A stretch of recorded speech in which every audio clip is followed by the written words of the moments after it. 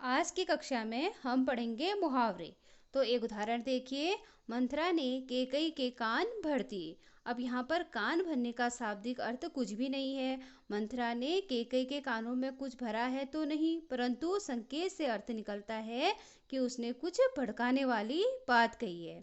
तो कहने का अभिप्राय यह है कि जो वाक्यांश कोई संकेत प्रदान करता है वह मुहावरा कहा जाता है। अब एक सामान्य अर्थों में देखिए कि मुहावरा वह वाक्यांश है जो सामान्य अर्थ का ज्ञान न कराकर किसी विशेष अर्थ का ज्ञान कराता है, उसको हम मुहावरा कहते हैं। अन्य अर्थों में देखिए कि जब लंबे समय से जिस वाक्य का सांकेतिक अर्थ लिया जाता है वह मुहावरा कहलाता है। अगर हम किसी की तरफ कोई इशारा करेंगे, कोई संकेत व किसी से कोई बात कहेंगे तो वह मुहावरे के अंतर्गत आएगी। जैसे एक उदाहरण और देखिए, उसकी आंखें अंगारे उगलने लगी। अब यहाँ पर अंगारे उगलना का सांकेतिक अर्थ है क्रोध प्रकट करना, अतः यह एक मुहावरा अर्थ है, मुहावरा का उदाहरण है। अब आगे आप मुहावरा की उत्पत्ति के बारे में और वह कहाँ से आया, किस प्रकार उसका विकास हुआ, यह जानेंगे। तो मुहावरा शब्द हिंदी भाषा में अरबी भाषा की देन है। यह अरबी भाषा से हिंदी भाषा में आया है।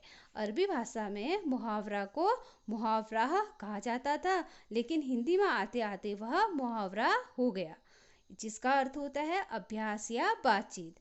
अगर हम कोई वाक्य किसी अवसर विशेष पर कहेंगे और वह लगातार उसका अभ्यास होते जाएगा, जैसे किसी की तरफ कोई संकेत करके मैंने आपको बताया कि कोई वाक्य कहना, तो वह लगातार हम अलग अलग अवसरों में उस वाक्य का प्रयोग करेंगे तो उसका हमें अभ्यास हो जाएगा।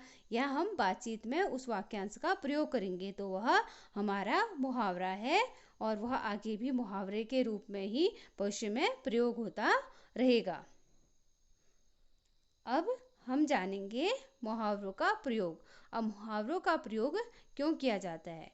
मुहावरों का प्रयोग वाक्य में प्रसंग में होता है। प्रसंग का अर्थ है किसी अवसर विशेष में होता है, अलग से इसका प्रयोग नहीं होता। जैसे हमने कहा 9 2 11 हो तो यहाँ पे एक सामान्य सी बात है, लेकिन यह मुहावरा नहीं है। लेकिन किसी प्रसंग विशेष में अर्थात किसी अवसर विशेष में हम इसी वाक्य को कहेंगे कि चोर चोरी करके 9 2 11 हो गया। अब यहाँ पर यह मुहावरा बन जाएगा। और ऐसे ही कोई अवसर दूसरा अवसर आएगा तो वहाँ पर हम इसका प्रयोग करेंगे तो वह इसका निरंतर अभ्यास हो जाएगा और यह मुहावरा हमारा लगातार प्रयोग होता रहेगा। अलग अलग प्रसंगों में वाक्य वही रहेगा, वाक्य का अंश वही रहेगा, लेकिन अवसर बदल सकते हैं।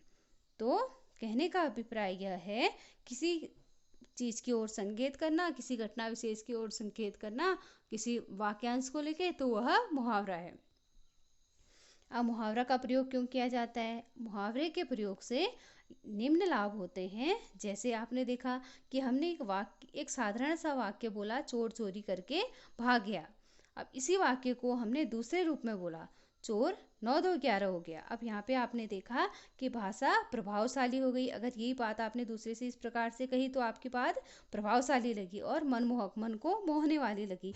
साथ ही आपके वाक्य में प्रभावमयता आ गई है। आज मुहावरे हिंदी भाषा में विचारों की अभिव्यक्ति का एक अभिन्न अंग बन गए हैं तथा महत्वपूर्ण भी अंग बन गए हैं। आज आप देखते हैं कि हम लोग जगह जगह पे मुहावरा का प्रयोग करते हैं। कहीं पर भी देखिए आप, जैसे कोई नेता कहीं पे भाषण देते हैं तो वह भी मुहावरे का प्रयोग करते हैं। इसी प्रकार कोई सामान्य हम लोग आपस में बातचीत कर रहे हैं तो वहाँ पे भी हम मुहावरे का प्रयोग करते हैं। तो मुहावरे के प्रयोग से हमारी भाषा में प्रभावशीलता आती है और वाक्य हमारा प्रभावमयी लगने लगता है। और वह बात अगर हम सामान्य रूप से कहेंगे तो किसी को भी वह अच्छी नहीं लगेगी। अगर उसमें थोड़ा मुहावरे लगा दिया तो वह हमारे मन को मोहने वाला हो जाता है। जैसे कि आप ये समझ लीजिए कि जैसे हमने एक सामान्य सा कोई व्यंजन बनाया, अगर उन व्यंजन को हमने सामान्य बनाया, कुछ भी नहीं कर रखा, तो वह हमारा उतना अच्छा नहीं लगेगा। अगर उसी व्यंजन को हम सजा के रखेंगे, उसमें बहुत सारे मसाले का प्रयोग करेंगे, उसको अच्छे से धनिया डालेंगे, कोई चीज़ डालेंगे, तो वह व्यंजन हमारा कितना आकर्षक लगेगा। ठीक उसी प्रकार एक सामान्य वाक्य को में हम यदि हम मुहावरे का प्रयोग करेंगे, तो वही वाक्य हमारा प्रभावशाली लगेगा और मनमोहक लगेगा। तो इसको आप अच्छे से समझेंगे और करेंगे। आज के लिए इतना ही। धन्यवाद।